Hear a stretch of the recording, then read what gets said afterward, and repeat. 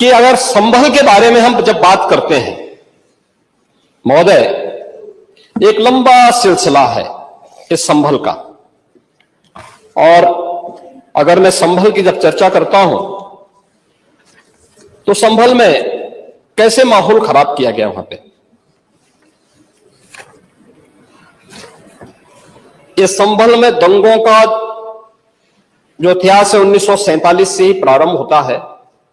1947 में एक मौत होती है, 1948 में 6 लोग मारे जाते हैं,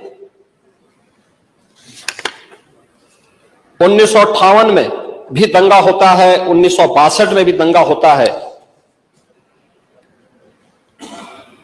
1976 में भी 5 लोगों की मौत वहां पर हुई थी, और 1978 में 184 हिंदुओं को सामूहिक रूप से जला दिया गया था। 184 हिंदुओं को हत्या हुई थी, हिंदुओं की हत्या हुई थी और जलाया भी गया था, और 184 हिंदू मारे गए थे वहां। 184।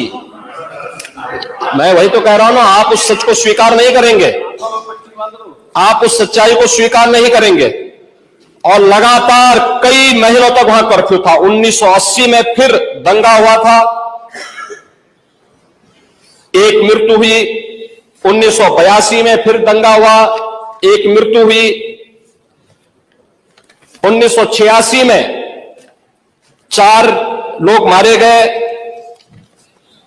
और 1990 फिर 1992 में 5 मौतें हुई, 1996 में 2 मौतें हुई। ये लगातार इस सिलसिला चलता रहा। 1947 से लेकर के अब तक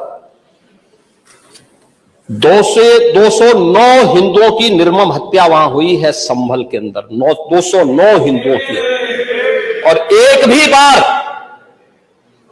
बार किसी ने उन निर्दोष हिंदुओं के लिए कभी 2 शब्द नहीं कहे, उनके प्रति, उन परिवारों के प्रति संवेदना के शब्द नहीं कहे। महोदय, जो आज घड़ियाली आंसू बहा रहे हैं,